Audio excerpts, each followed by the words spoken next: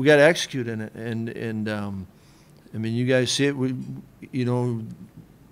Early we had gave up some pressures, and that's not just on the line, right? That's going to be on, are you winning downfield? But didn't throw the ball a ton early, and yet I think we had a number of pressure sacks. What I mean? So we're not good enough there. And you guys, you see it. We got to.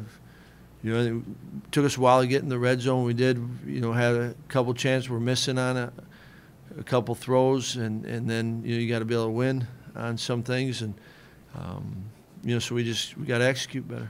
You mentioned you didn't throw it early, but there were still pressure and sacks. Does that affect you as a play caller and say, look, if we can't protect, we need to do something? Yeah, and new coming in, right? It's a good defense, and statistically.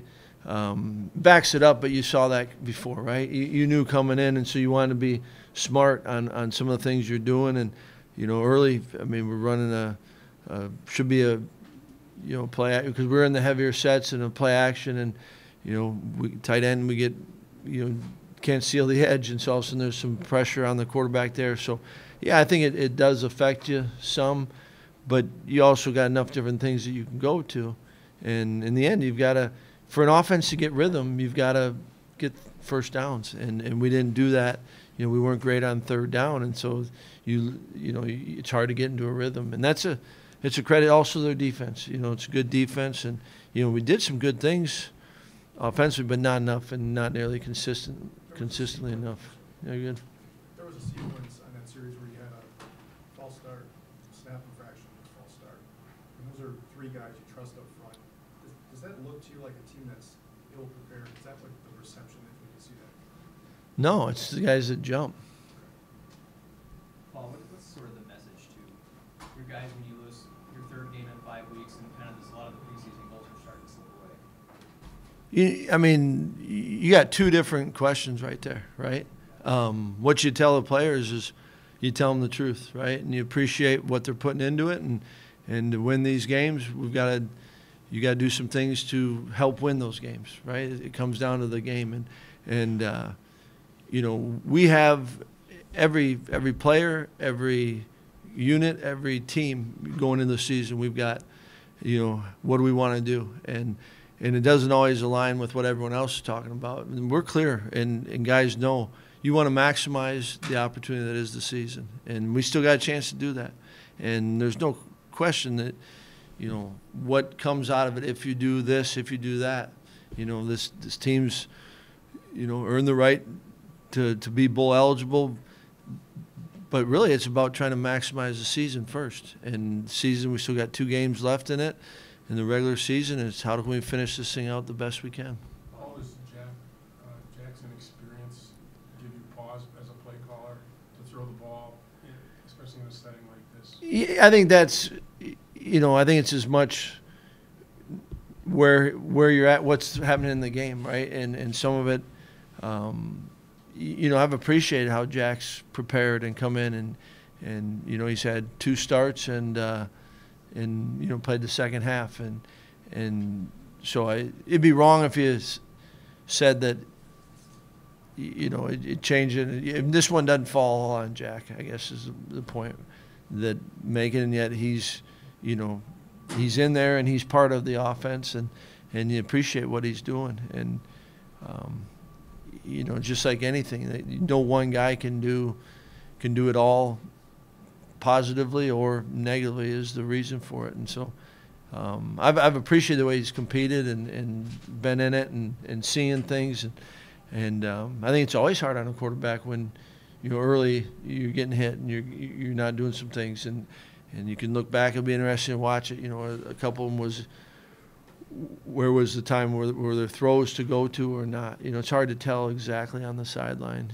But we gotta learn from the things in this game and get an opportunity to apply it and work on them and get better. Like I said, this one doesn't fall on Jack. And since you've been back, you really haven't experienced the season quite like this. Sure. If you were to evaluate, the coaches and how that's gone offensively, do you feel like you guys have given these guys the best opportunity to go out and win from an offensive standpoint? Or how Well, you certainly do right now. I mean, you're not going into this thing and saying like, all right, anything but that, right? And so, there's times I think we're at this point. What do we have right now, and how can we help them this week? And do we do that, right? That's the challenge, and it's the opportunity every week you get to do that. And then at the end of the season, you're going to take a look at some bigger things, right? You always do. But right now, it's where are we at? What are we doing? All right, what are we doing well? How can we help them a little bit more? And then how does that apply to the team that you're playing, and how does it complement your defense and all that? Can you explain your sort of thought process there at the end of the first half, where you ran, but then you went for the play action on third down? What were you kind of thinking there? Well, the first thing was, backed up, so they had 3 timeouts. And so, can we kind of hold on to that and not give it away? And then, you got a chance and got some breathing room, and, thought that we had a chance for, a hit and maybe get some points out of it.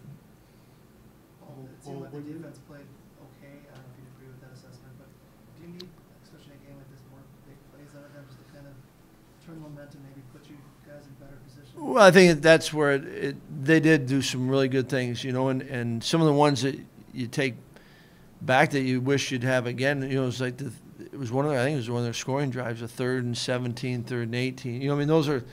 Those are hard, and I think anyone, it doesn't matter where it comes from, offense, defense, or special teams, but when you're playing a game like that, absolutely, a spark here, something to change the momentum, to change the game, and we didn't have enough of those. We had right at the end, it was a good turn. We thought we had one when we stopped them with the gank, and then they got overturned. And so wherever it comes from, I think to beat good teams, not just on the road, anywhere, you got to make those plays, and we're not making enough of them right now.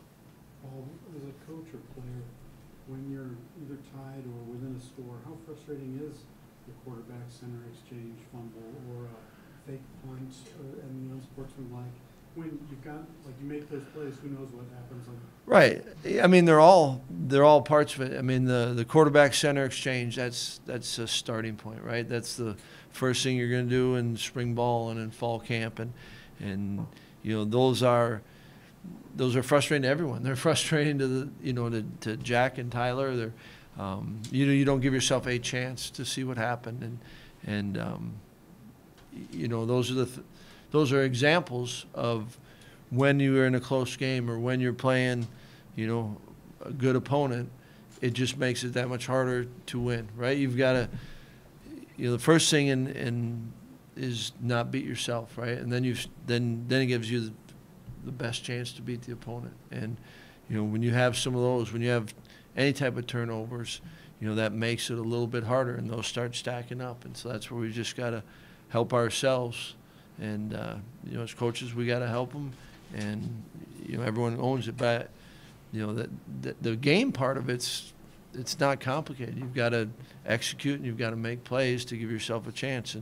And the games we've won, we've done that. And the games we've lost, you look back at it, and we haven't made enough plays, whether it's offense, defense, or special teams, to win.